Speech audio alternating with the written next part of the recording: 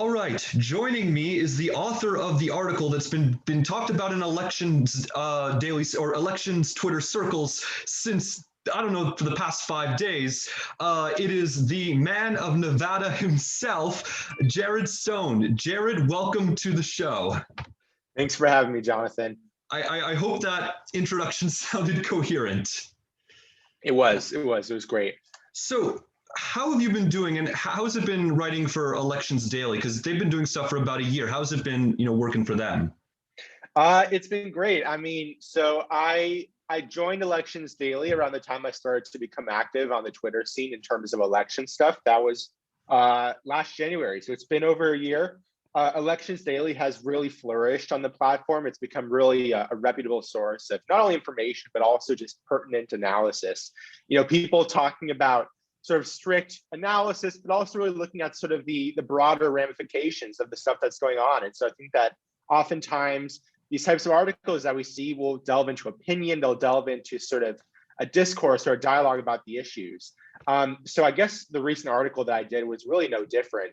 I sort of used the Nevada political scene, sort of the political climate there as a crux to understand broader trends. So based on my own perceptions as a Nevada resident, I've lived there my whole life, I'm born and raised, seeing sort of the modern political standing of the state, I think has been really interesting. And so I was trying to sort of conceptualize that in a way that was coherent, but also pretty succinct, in a way that you could sort of see what's going on in a pretty short amount of time.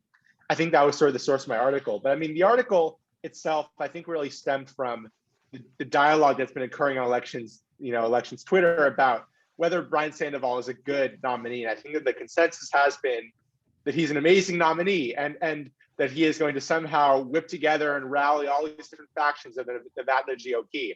And I understand sort of the basis of that. And I think he's been a very good governor in terms of his terms from 2010 to 2018. And I think that he's done a lot of good things, but I'm not sure if that's necessarily an entirely accurate reflection.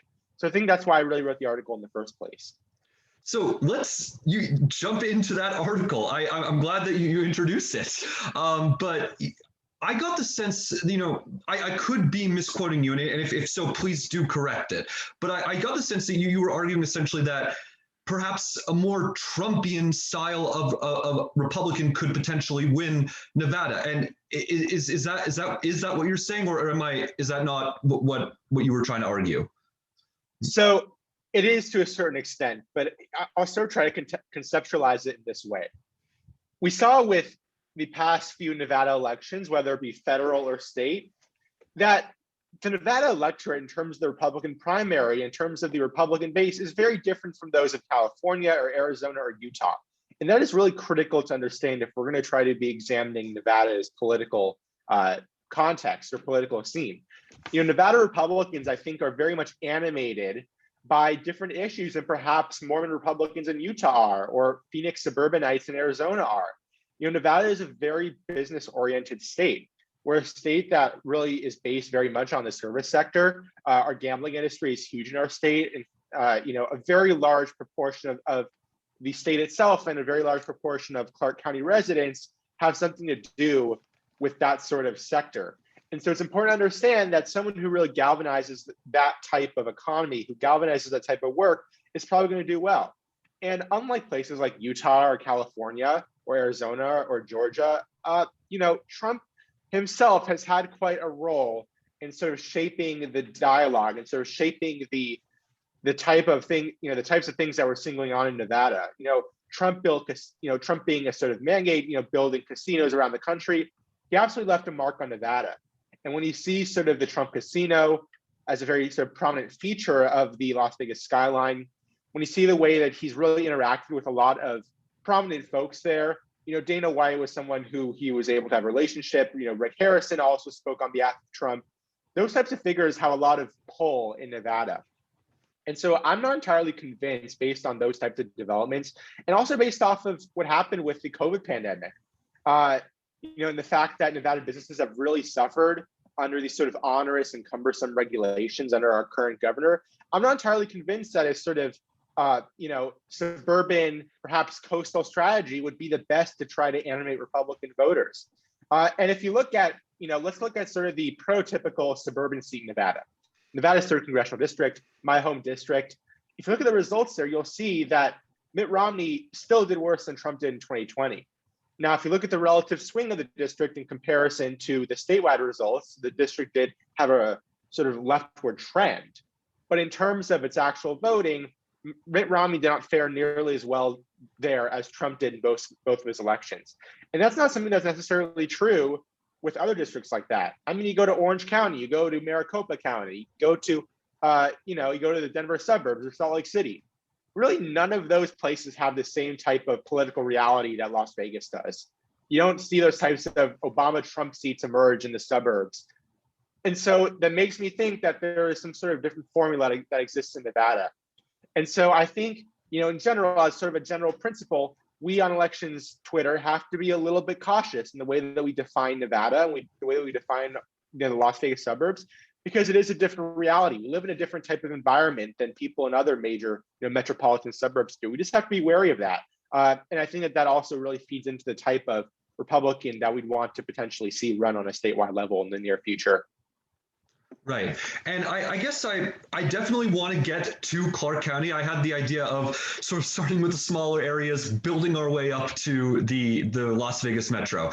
But I'm just curious though, why did Nevada Republicans have such a good year in 2014? Was it the perfect storm of Sandoval's popularity and low Democratic turnout? And is it something that can be replicated next year? So, Sandoval was extremely popular. As I mentioned in the article, he won over 70% of the vote in 2014. But 2014, I mean, when it comes down to it, and to be completely honest, it was a very, very low turnout year all around.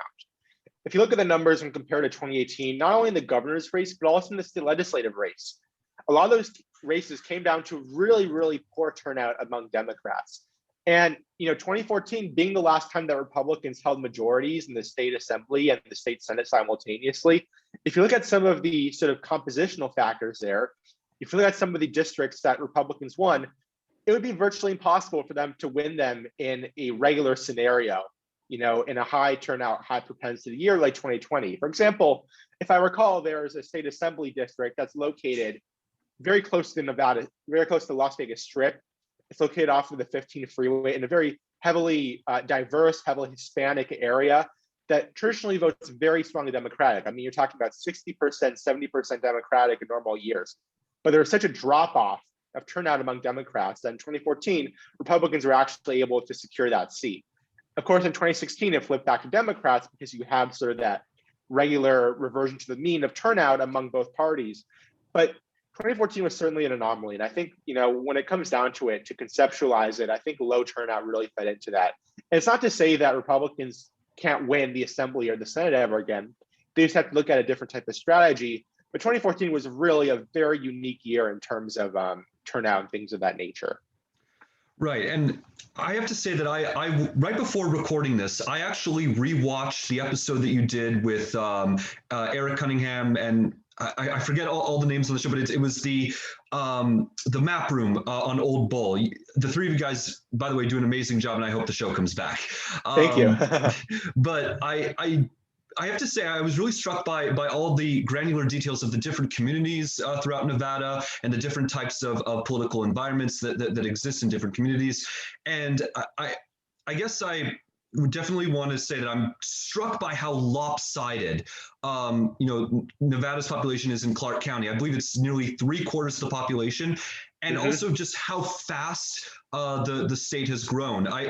I believe that in 1930, the size of the entirety of Nevada was just a little bit bigger than McDowell County, West Virginia, which is a popular topic of conversation. The West, one of those counties has shrunk by over 80%. The other has grown from a population of 110,000 to a state of 3 million. And is this a trend that we can expect to continue? Is the state, is population to become even more concentrated in Clark County to the point where you could draw 3 of the 4 congressional districts entirely within the county?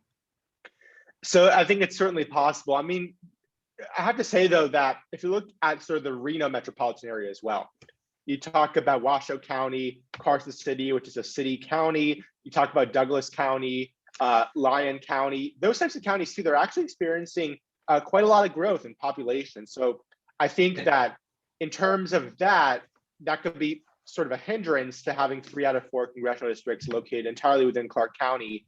Other than that, but in terms of rural areas that are losing population, that certainly feeds into this trend. And so, as you mentioned, quite aptly, when 72% of the population of a state lives in a single county, like Clark County, it really does show just how lopsided the population, but also the electoral and political influences in the entire state. And just as another place that I've noticed that's growing is Elko County in the Northeast. It's also experiencing a bit of growth.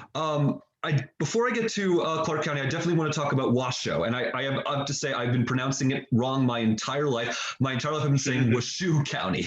So it's Washoe, right?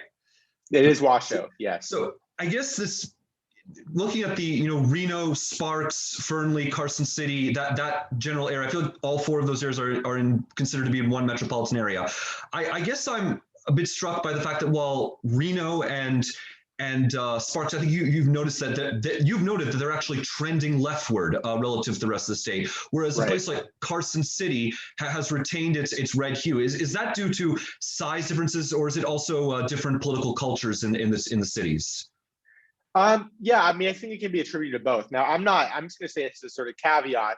I'm not from the north of Nevada. And so I think that my studies of Northern Nevada in some ways are very much parallel to how other outsiders would see it. But, nevertheless, I think that we are seeing a tremendous amount of growth in Reno and Sparks. And if you look at the type of tourism and also the type of population influx that Washoe County is experiencing, you'll notice that you have a lot of people from Northern California who are moving there. Reno is a very popular tourist destination. Also, Lake Tahoe and sort of that general area for people in Northern California who are trying to get away from what they see as perhaps more negative conditions where they live. And I think that holds true also for the number of people who are deciding to pick themselves up and their entire sort of livelihoods up to move to Northern Nevada. Now, Reno, Sparks, Sparks is sort of like a marginally Democratic city. I mean, if you look at the entire city itself, it is trending leftward. And same thing with Washoe County. Washoe County used to sort of anchor Republican chances in the state because it would be really one of the only substantial counties in terms of population that would vote Republican. You'd have Clark County that would vote overwhelmingly Democratic. But overwhelmingly, I'm not talking necessarily about the percentage margin. I'm just talking about the sheer raw vote. I mean, when you have Democrats winning the raw vote there by, by dozens of thousands of votes or even 100,000 votes, it's really insurmountable to get any sort of Republican advantage back from the rurals or from Washoe. Nevertheless, you have a lot of prominent Republican figures who do come from the north. I mean, Dean Heller himself was from the north. Brian Sandoval from the north. It is kind of interesting to see how lopsided the influence is in terms of Republicans from the north. And if you look at actually, and I'm sure we'll go into this a little bit later, but in terms of sort of Republican contenders for statewide races, people like Heidi Gansert and Jill Tolis, a lot of them do come from the north, which is really interesting. But nevertheless, Washoe County is trending leftward because of, I think, massive population growth. A lot of the southern suburbs of Reno are starting to trend, more left. It's definitely creating a sort of influence there. And so, Washoe County in 2020 in the presidential election voted to the left of the state, which is really quite remarkable. And I think it shows you how things are changing in the southern part of the state. And even places like Clark County, Clark County went to Trump by a respectable margin, a double-digit margin, but that was even sort of a shift from 2016. And if you're looking at other counties like Douglas County up there, they are also trending left to a certain respect because in those types of counties, especially sort of concentrated around Lake Tahoe, there is sort of an influx of wealthier residents who are deciding to live in those areas. And so there is definitely certainly a negative trend for Republicans going on there. But fortunately, as I'm sure we'll talk about later, it is being offset to a degree by what's going on in Clark County. Let's get to Clark County. No one can talk about Nevada and not talk about Clark County. Right. But I remember you talking about going into detail about every, like almost every community that's in the county. For example, North Las Vegas being, heavily Democratic. I'm guessing there might have been a rightward shift in that community given the high Latino population there. Whereas in a place like Henderson, a more Republican leaning suburb, I would not have be surprised if that suburb actually flipped. But let me keep in mind, I am saying this having not seen precinct data for the 2020 elections, and I'm guessing you may be more familiar with the various trends that occurred in Clark County. But I do know, I think that in terms of overall percentages, both Biden's and Trump's percentages went up, but the margin in terms of percentage went down. But I think it was single digits, in fact. So maybe you could probably go into better detail about what happened in various different parts of Clark County. So I think your analysis is really sound. I mean, it's impressive given the fact that you're not from Nevada, but I'll sort of go through the different communities. You're absolutely right that there were many parts of North Las Vegas that did shift rightward. If you look at it, I was really studying the New York Times swing map from 2016 to 2020. It provides really valuable information, but there's sort of a cluster of very sort of dark red precincts in terms of the swing that's sort of concentrated around what we call the Spaghetti Bowl in Nevada, in Las Vegas specifically. The Spaghetti Bowl marks the intersection of the 15 and 95 freeways. 95 turns into the 515, but that's besides the point. But the Spaghetti Bowl is sort of a confluence of a variety of communities. South of the Spaghetti Bowl, in terms of sort of cardinal directions, south and southeast of the Spaghetti Bowl, you have Las Vegas Strip. And Strip is interesting because there are actually some communities in the Strip that are home to high wealth and luxury residences, and they've actually remained sort of within the Republican camp. If the towers you talked about in that video. Yeah, so if you look at the Strip, it's not entirely blue. There are actually some little splotches of purple or red there. But if you go northeast of the Spaghetti Bowl, you're talking about really very diverse communities, diverse with Hispanics, diverse with African Americans, and a lot of those experience very strong trends, to the right, and swings in general, not even just trends, swings too. Northwest of the Spaghetti Bowl, you have more of North Las Vegas, that's sort of bisected by this diagonal road called Rancho. And if you look at both sides of it, you'll see that there were pretty substantial swings to the Republicans. Again, sort of very diverse communities, a very large Hispanic presence there. And then you go sort of to the middle of Las Vegas, which is sort of surrounded by all these beltways. And that's where you have some communities, Paradise is sort of within there. The city of Las Vegas itself is within there. You have, Spring Valley, which is sort of west of there. You have these communities that are sort of concentrated within. And for a lot of these communities, there isn't a predominant ethnic group. It is very diverse. So you have a lot of whites, you have a lot of Hispanics, you have some African Americans, you have some Asians. And so a lot of these communities, you don't even have like a 50% threshold for demographics. But a lot of those actually experience shifts to the right. So that sort of gives you an overview. North Las Vegas, the city itself, places like Winchester, Sunrise Manor with high concentrations of Hispanics, those give you a sense of why Clark County moved from double digits to single digits for the Democrat. Now, in terms of other swings, there were other swings present too. We can't ignore the fact that there were some communities that did shift left. And Henderson, as you mentioned, was one of them. Henderson is bisected by the 215 freeway. If you look north of there, you have some pretty, suburban communities, ones that are much more white. Some of them, are pretty expensive to live in. You have places like Green Valley Ranch, which is a pretty wealthy, predominantly white area, and that experienced some pretty substantial shifts to the left. Henderson itself did experience those types of shifts, because most of Henderson is actually sort of white majority, and so you saw some of those things happen there. But one of the things I found really interesting is that there was one specific community in Henderson that experienced a drastic shift to the left, and that was the community around the Anthem area. Now, Anthem is a wealthy area that is south, located in southern Henderson, and there's actually quite a large population of retirees there, senior citizens, and just in general, wealthy individuals who decided to live there because it's generally a pretty extravagant place to live.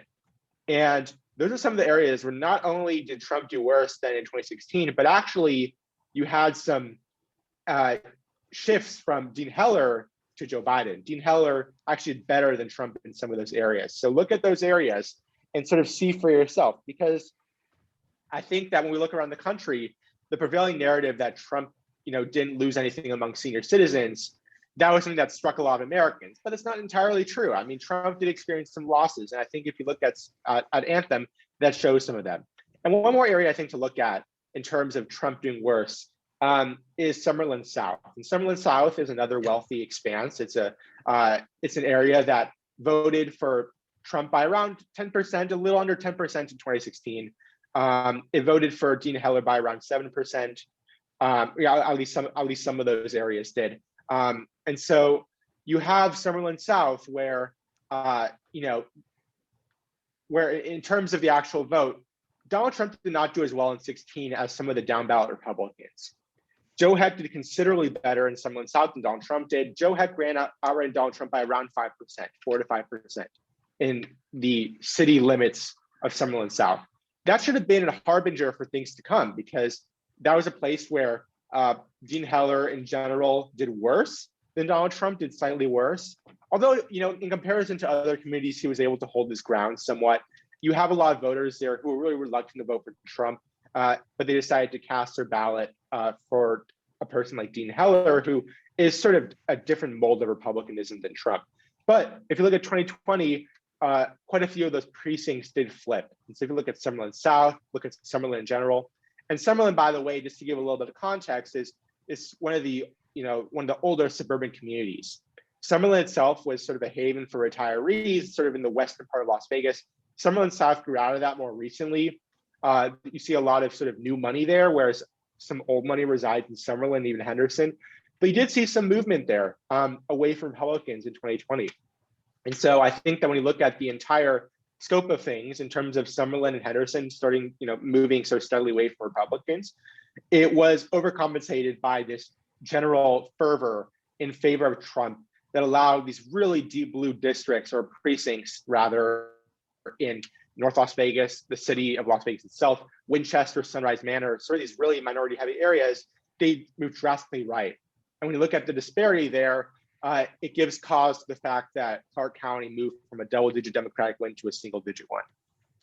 Well, so I guess that leads me to my next question. People have described that's, by the way, fantastic explanation of Clark County. I hope that you guys do the map room again and repeat everything that you just said, because that was very detailed. But I guess people have described Nevada as essentially the Democratic equivalent of Florida, in the sense that the demographics of the state seem to mandate narrow Democratic victories every time. Is that an accurate description, or is it different in some sense?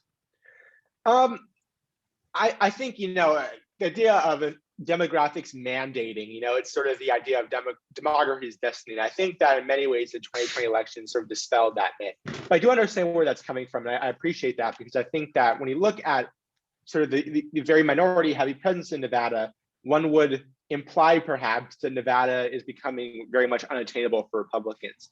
But I'm not so convinced to that. I think that sort of the business friendly mentality, sort of this need to stimulate the economy, the need for people to work, the need for people to have in-person jobs to attend to, I think that in many ways, that sort of desire, that general feeling that I think is very pervasive among the Nevadan people, I think that really does supersede any sort of demographic barriers that could exist for Republicans to have a chance of winning. And I think even in 2018, look at 2018, for example, 2018 was all around a good year for Democrats. Around the country, with few exceptions, Democrats did very well. They're able to claw back in some state legislatures. They're able to claw back in some governorships. In Nevada, you had the Senate seat and the governorship flip to Democrats. But look down at some of those other races. Look down for treasurer. Look down for attorney general. Look down at Secretary of State. Those races were decided. Republicans held. Exactly. Those races were oftentimes decided by very close margins. And in fact, Republicans won Washoe County in a few of them. You look at the attorney general race, for example, Republicans won Washoe County, and several other races they were able to too. And of course, in the Secretary of State race, where Barbara Sadowski is the only statewide Republican at this point, she was, of course, able to win Washoe County. So I'm not convinced that places like Washoe County are completely out of reach for Republicans. They have to sort of fit a sort of archetype, I think, if they want to appeal to Washoe County residents in a way that they will be able to win the county. However, I think there are a variety of strategies that can be gone about. And I think that Donald Trump's relative success in the state in 2020 was revealing. Maybe you don't have to win Washoe County outright, but if you can really eat into those sort of urban margins in Nevada while running up the score in rural areas, sort of that Clark County and rural coalition, the sort of urban rural paradigm there, the bifurcation there. If you try to do really well with urbanites and rural individuals, I think that can present some sort of avenue to victory. So I think that Nevada is actually quite malleable. I think that if Republicans play their cards right, there are actually a variety of ways for them to have a striking shot at some of these seats and contests. I definitely want to ask you about benchmarks in a bit. I just do want to ask something that I think that has not been a huge topic of discussion in terms of Nevada politics, and that is the Mormon factor. Because Nevada is, it's not Utah or southern Idaho populations of Mormons, but there are a few. I think that particularly northeastern Nevada has higher than I think average Mormon population. So I'm guessing like what role did they play in Nevada politics, particularly in 2020, not just in terms of Harry Reid, who is well known, who I believe is of the Mormon faith, but I believe that nationally there was a trend of Mormons towards Democrats, not from 2016, but comparison to 2012. Like Trump did better with Mormons, but so did Biden. In fact, I think Biden did better with Mormons than Democrats have done in a long time. So could that impact races in a state that's usually close? Absolutely. And I think, so the Mormon experience has been integral to Nevada politics since inception. I mean, you look at some of those rural counties, as you mentioned. I think Lincoln County, which is sort of it's sort of an L-shaped county that sits right above Clark County. I think it's actually majority Mormon, in terms of its religious affiliation of the citizens. And so Mormons do play a huge role within Nevada politics, an immense role, not just in those rural counties where a lot of residents identify as Mormon, but also in Clark County. You just have especially among those suburban areas like Summerlin and Henderson, there's just a very high concentration of Mormons. I mean, I think that perhaps our proximity to Utah plays some role. Also places like Mesa, Arizona and Gilbert, Arizona have a high concentration of Mormons. But in general, Las Vegas has a very high concentration of Mormons. And you did see some of those shifts, from what I understand, towards Biden. Biden happened to be quite an appealing candidate towards Mormons. I think that, not trying to speak on behalf of Mormons, but I think that the Mormon faith is very much tied to this sort of piety. And I think that a lot of Mormons are looking for candidates who, are not just advocating for positive policies for them, but are also statesmen, or people who convey the highest and most lofty language on behalf of certain principles, people who are benevolent, people who are charitable, people who espouse, positive and good values, and don't just stoop down to sort of the lowest common denominator. And so I think that in that regard, Trump did have some issues. Trump is a brash candidate. He's a firebrand. Clearly, he had several issues with Mormon voters, both in 2016 and 2020. And that certainly played out in some of these Las Vegas suburbs, like Summerlin and Henderson, where there's a high concentration of Mormons. But in terms of policy, I mean, if you're talking about voters who are really invested in conservative policy, I think that in that way, perhaps voters could look past some of the less appealing features of Trump, sort of the more outright or external features, and actually looked at what his agenda played out and made a decision based solely off of his agenda rather than his candor or his demeanor. But certainly, I think that when you look at Mormon voters, some of whom I actually know because they are prominent within my community and within other Las Vegas communities. There was certainly a shift in tone. There was a shift in voting patterns.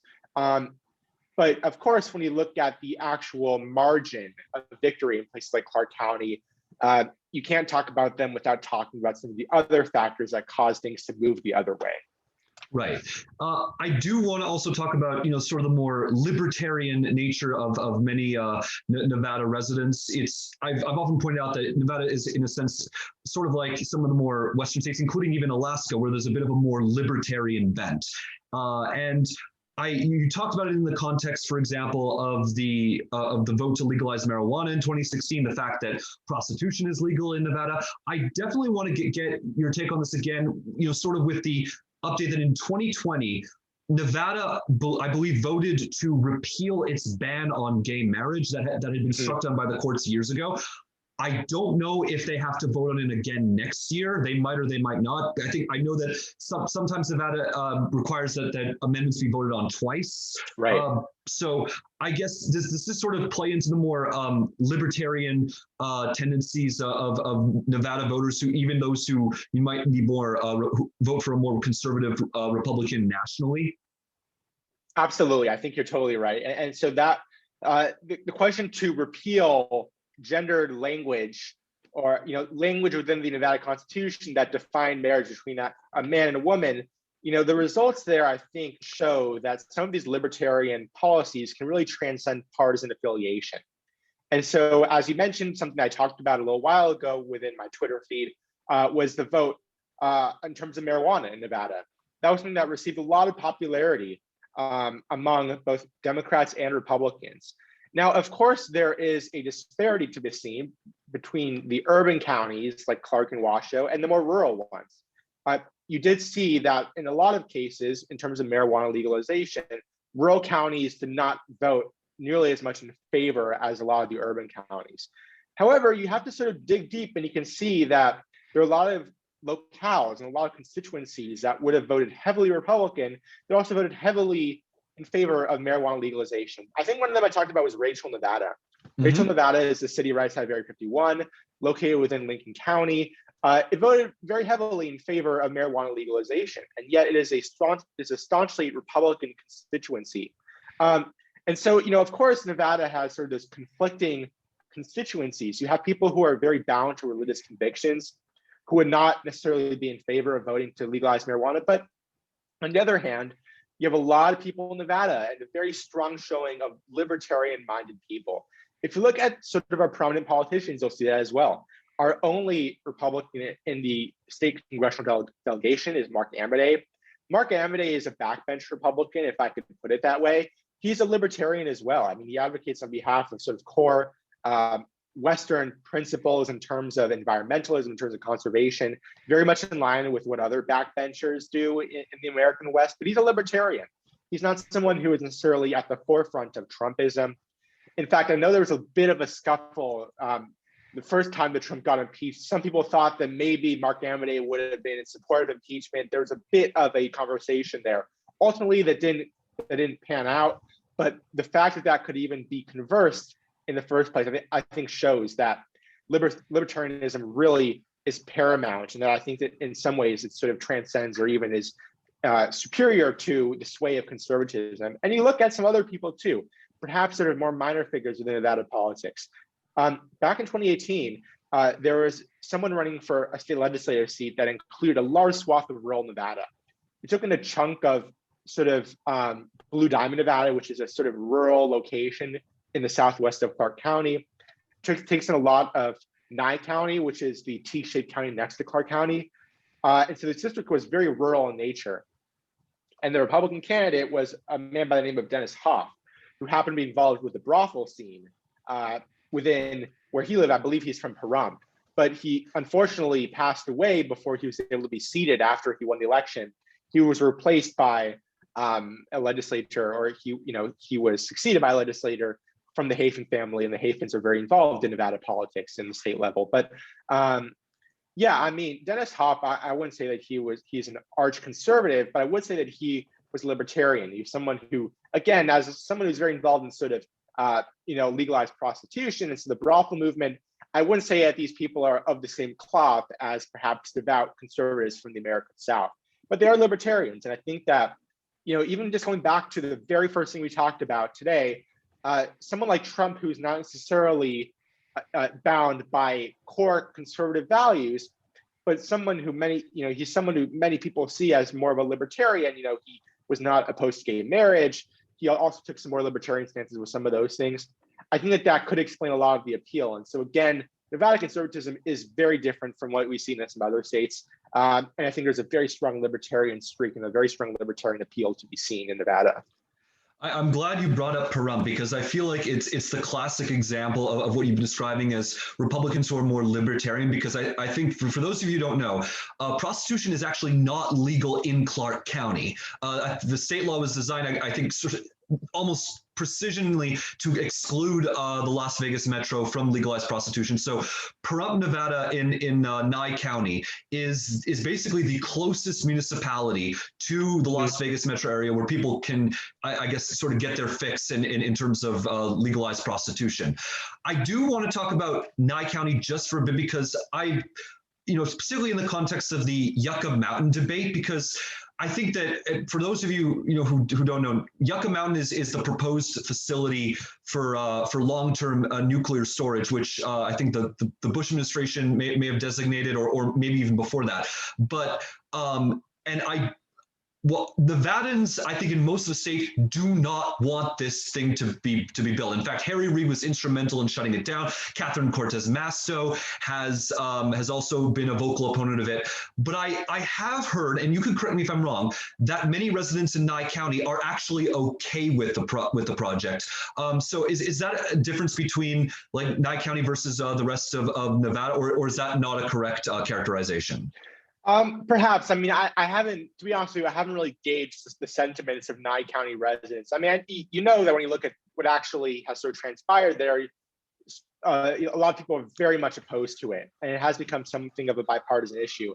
But again, I'm not going to speak on behalf of Nye County residents. I'm not from Nye County, and so I don't want to assert that whether they completely support or oppose this. But in general, the sentiments in Nevada are clear that most people are not in favor of something like this really happening in any place in Nevada. Right. Anyway, so this is, how are we doing for time, by the way? I hope I'm not keeping you from anything. No, I have something like 4 o'clock, but I'm okay. good for this. Anyway, I guess I have one question really that I'm curious about. It's about, you talked about the types of performances that a Republican could potentially win statewide in Nevada. I guess I'm just curious about what the benchmarks look like, particularly in Washoe and Clark. Like, Trump lost by single digits, so like in Clark County and in Washoe. So what do those margins, I guess, have to look like to say we could be looking at a Republican winning statewide? And what, I guess that's particularly relevant for the Republicans who end up running against Catherine Cortez Masto and Steve Sisolak, the governor. Like, what do those margins have to look like to say, yeah, a Republican could win tonight? Well, I mean, just looking at the historical precedent, and this is precedent, so I'm not sure if it applies completely to the current situation, but again, I'm just speaking on behalf of history. Historical precedents tells us that a Republican needs to, at the very least, win Washoe County. Joe Heck, for example, won Washoe County in his 2016 senatorial, but he did not win statewide.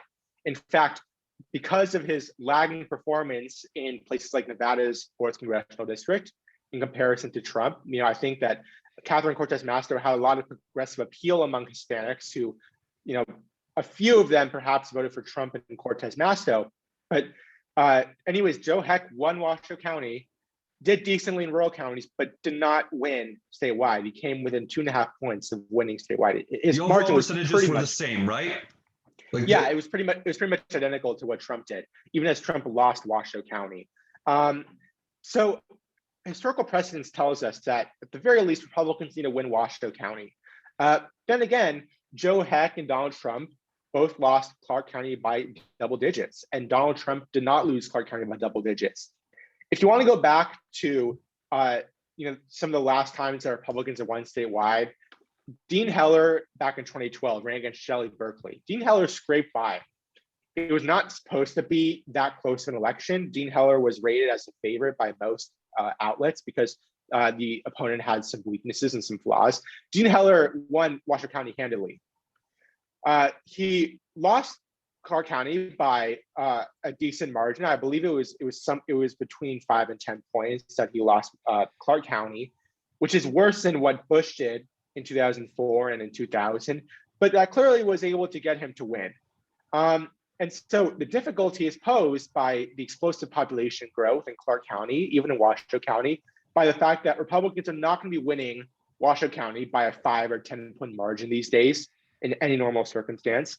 And so it really has to do, I think, nowadays with Clark County and trying to look at those splotches of red that we see in some of those areas I was talking about earlier, and just trying to make sure that instead of 5% of the population of a certain precinct in North Las Vegas voting for Trump or for a Republican, get that to 10%, get that to 15%.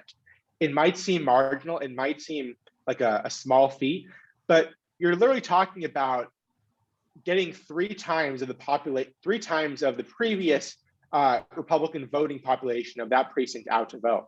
And when you add that up, and when you look at all of those metrics combined, that would pose a really substantial block of Republicans to be added to the fold.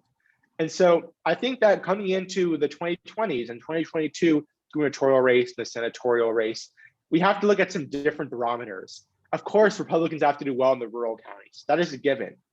Republicans can't have what happened, for example, in 2004 with Harry Reid, or even in 2010. Harry Reid winning, Mineral County in 2010, whereas John McCain barely won in 2008. None of that can happen at this point.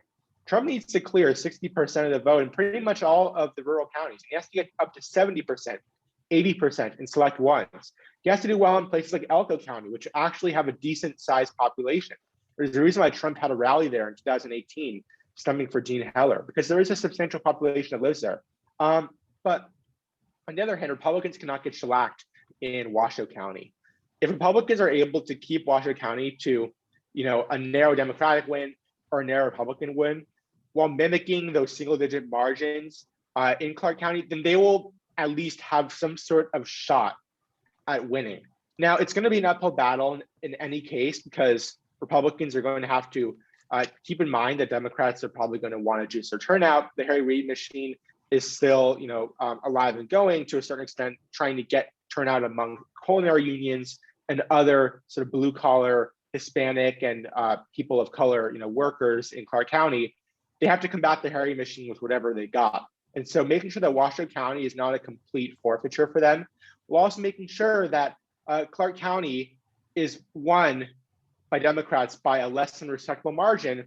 That is how Republicans are going to have at least a shot of winning these statewide races. And again, I'm not saying that it's not going to be an uphill battle. It is going to be an uphill battle. Nevada is a light blue state. It is an inelastic state at that.